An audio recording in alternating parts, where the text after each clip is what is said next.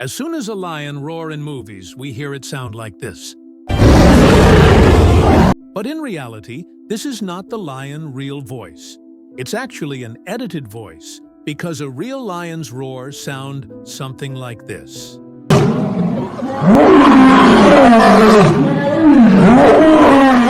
And similarly, Hollywood exaggerates the sound of the eagle in movies, making it sound like this.